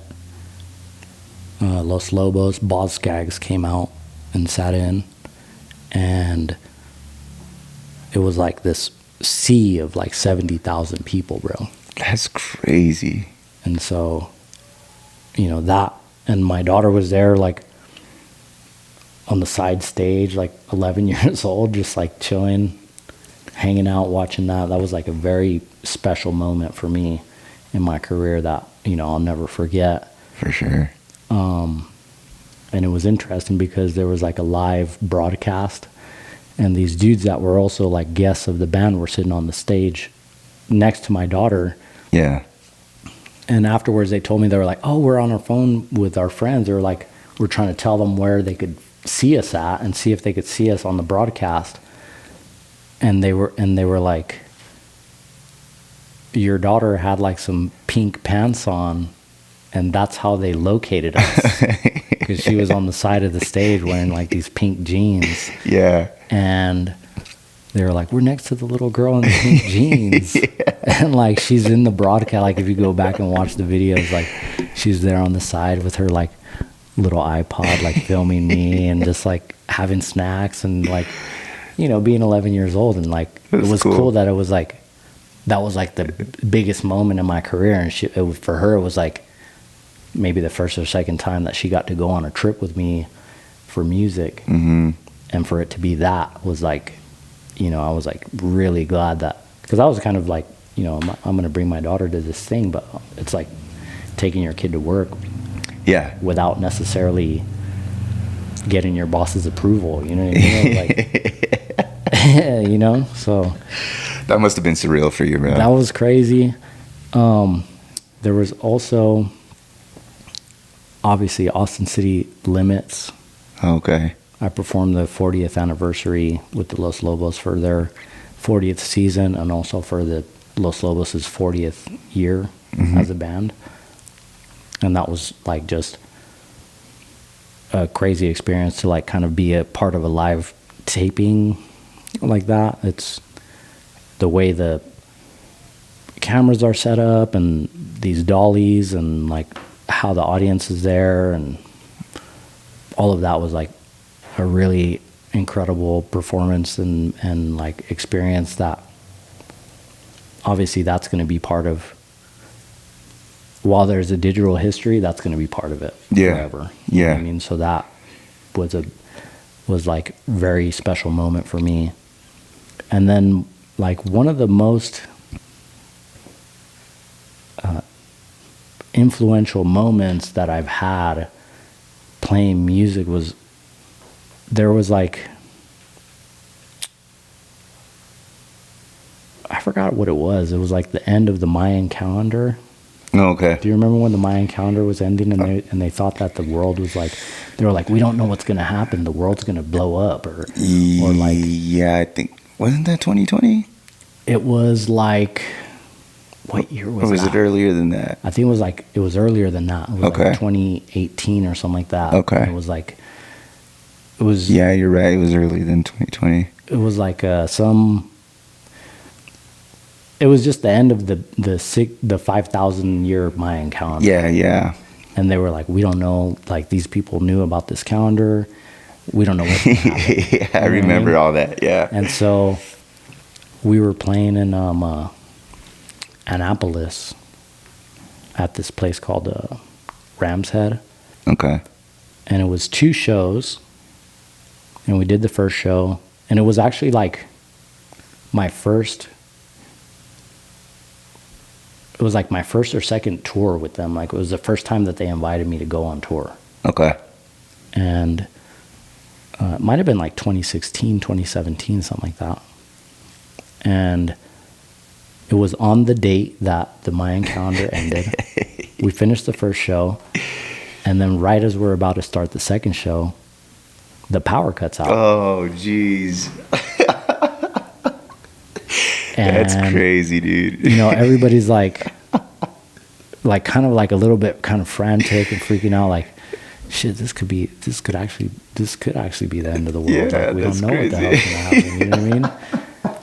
And so the venue went and they got all their extra like table light candles, like all their extra candles, and they came and they lit everything up with candles. And the band was like, well, if it's the end of the world, let's fucking play, guys. You know what I mean? Like, fuck it, we'll just. Yeah. They were like, we'll do it acoustic. Yeah. And it was like just a very surreal moment, bro, to just have, you know, a full restaurant of people kind of like listening to like a dinner set, because that place is like a dinner show kind of place where it's like sit down and they bring food out and Okay. you know what I mean? Like they might have a prefix menu or something like that, but Yeah.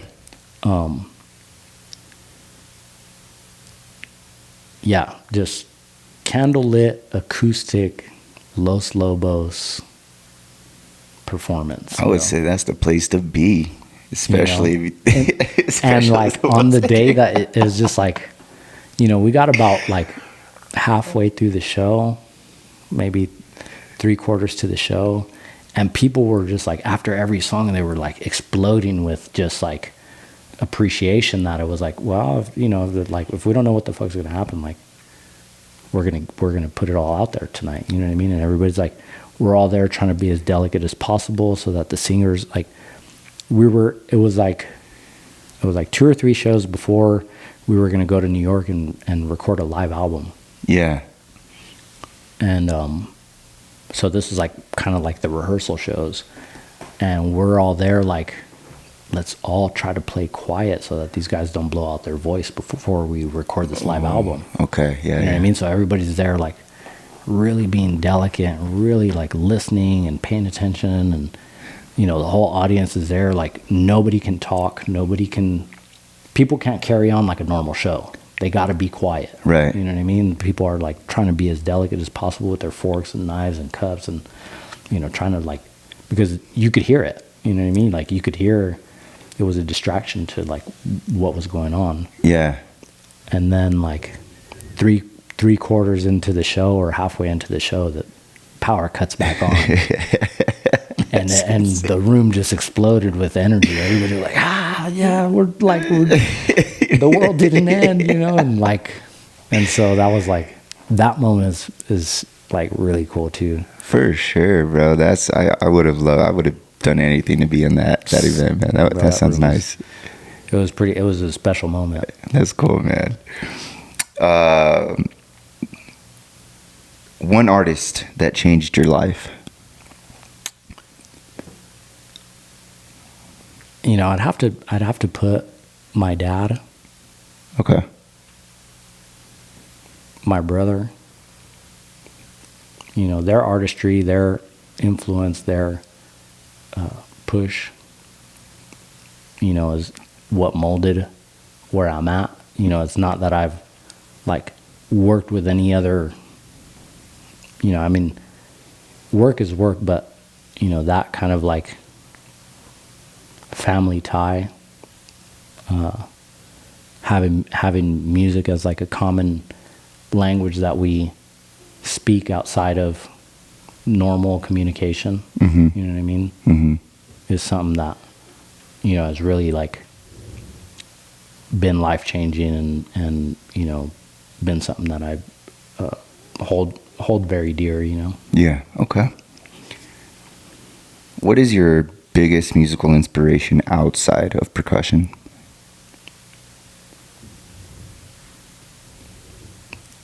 Life, like the inspiration to create music is based on how you feel every single day. Mm-hmm. It's like you want to be honest with your feelings. If you're feeling sad, like you don't have to feel like you got to make something happy, or that's like part of what I was saying, that I'm not setting out to make a certain style. I'm setting out to try to capture the vibe of that moment and that day, and what the creative influences were for that particular day. But yeah, I just try to use life and live my life in a way that will help me create better music, and and be honest in my life and be honest in my music. And so, all right. Cool, man. Last but definitely not least, man, if you weren't a musician, what would you be doing today? That is a tough question, because I try to think about what I might want to do outside of music, and as of late, I've been real into, and these are not things that I've like gotten into yet, but I think that part of my next creative pursuit is going to be maybe like cut and sew, kind of one of a kind, repurpose fashion. Okay. that's like something that I've been really like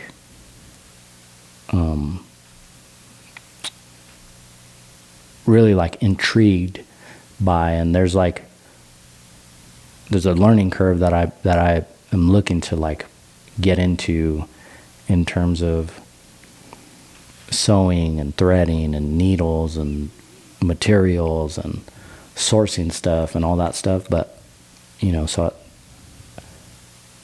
there's like a lot of stuff that I kind of want to study before I start getting hands-on. But I've been like cropping a lot of clothes and cutting stuff and augmenting the pieces that I buy so that they have a unique flair about them. You know what I mean? And it doesn't, like I said, it doesn't need to be, I don't have to recreate what a hoodie is. I can just do some things to a hoodie that already exist. And like that is the difference between something regular and something designer. Right, right. And like, so you've already dipped your toes into that industry. A little bit. I mean, not too much, like one of the things that's been influential is that Dusty has had, like, in the 7 or 8 years that I've been there, he's had,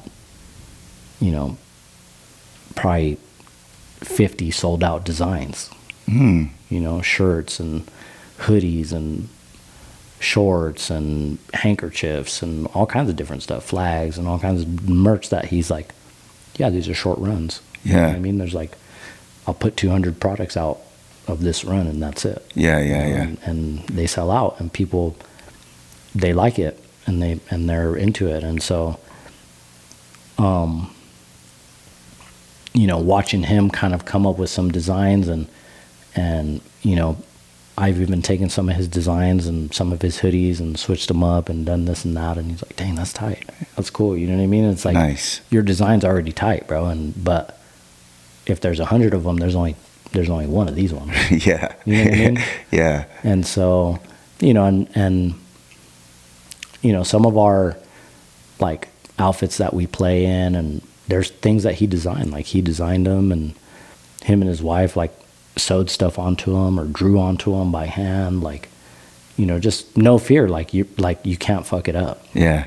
You know what I mean? It's like I made a mistake or whatever, but like this is what it came out as, and that's like, it's okay like that, and it's cool, like, so that's kind of been another inspiration and something that I kind of want to get more into, is like fashion design and styling and kind of like changing things to have a unique kind of, even if it is something cool like designer, like you gotta mix it with something else. You gotta make it your own kind of flair, like do something unique with it. Yeah, that's badass. All right, man, for sure. Well, interesting story, bro. So that was my last question. I usually like to do an open mic here for if there's anything you feel we didn't talk about or mention, or if there's something that you want to throw out there that you think is important to throw out right now, or do you feel like we've covered all the bases? I mean, I appreciate you bringing me here, bro. No, of course. This is the first time I've done a podcast without a emotional support coffee. So normally I show up and I got my cup. Yeah. So I'm like feel good about that. Okay. And yeah, bro. I mean, I'm without doing too much like shameless plugging or anything like that. I mean, I got new music on the way. I'm working on some music with Ryan Montano. I'm working on some music with El Dusty. I'm working on, music with Petty Hendrix. I'm working on CQ the drummer solo releases, remixes. There's like a lot of stuff that's gonna kind of start kind of rolling out in like a cool way. I hate to like sound like a new music coming soon type of like meme or something like that, but gotcha. I like to just move, like when it comes out, you'll see when it comes out. I'm not like too much a guy that's like, this is gonna happen. This is gonna like. I don't do that. Okay. I don't necessarily, I don't know. I don't even like promote all my shows super well because it's just like I've promoted shows and then showed up and there's no show and I'm just like, well, I don't have any control over that. Understood. But if I have a cool show, you'll hear about it afterwards or you'll see about, some pictures or whatever. So Yeah. Okay. yeah, I definitely, I think that we covered a lot of ground on what I've been up to. Yeah. And my history. Yeah. Moving forward, there's definitely going to be some music that comes out.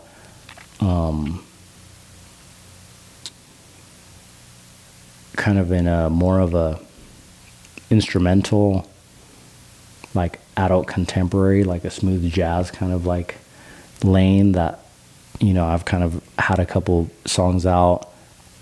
With Ryan Montano, we put out a song called Love Crash that probably did like maybe 5 months on Sirius Radio. Nice.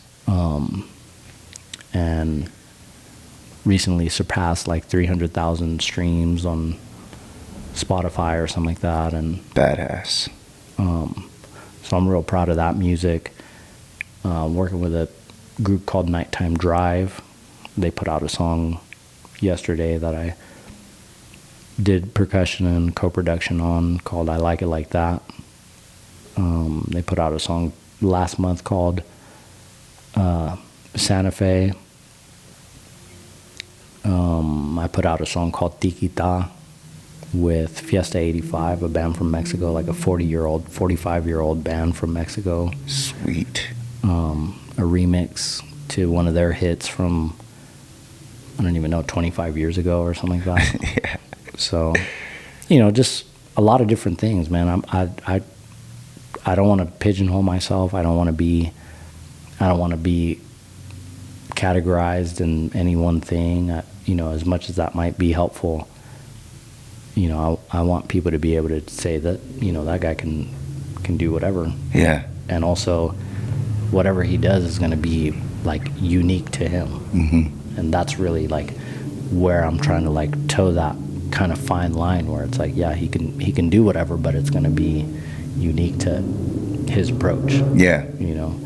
And like feel confident about the fact that like it is going to be unique. Right. It is going to be like, you're not going to find this somewhere else. You're not going to, you can find 1,000 other producers. There's millions of people making beats now. Yeah. Oh yeah. There's millions of people with access to the same exact sound library that I have. Right. And I Shazam the samples that I use and I see them on songs and I listen to the songs and I'm like, nope, that's not what I would have made. Mm-hmm. That's not what I'm making now. Mm-hmm. That's not what it sounds like. And it's okay for me to use the same sample because it's going to be different. Right. It's going to sound different. It's going to be, its own thing. So, Okay. yeah, man. All right, for sure, bro. Any more shout outs or plugs? I don't know when this is coming out, but I'll be at the Noche Encantada Gala for the Hispano Chamber. Yeah, stay tuned for the summer. There's going to be a couple songs coming out. Like I said, to the smooth jazz format. Okay. And shout out to all the homies out there. Anybody who watches this. Cool, man. Last but not least, where can the audience follow you on social media? All of my online presence is under CQ the Drummer. And on the DSPs, it's CQ space drummer. And then on Instagram, it's all one word, CQ the Drummer. And I'm working on CQthedrummer.com, so that should be also coming up this year. That should be up and running. Nice. You planning to drop some merch on all that too? And maybe some like one of a kind single pieces. Exactly, You know what I mean? your own flavor on that.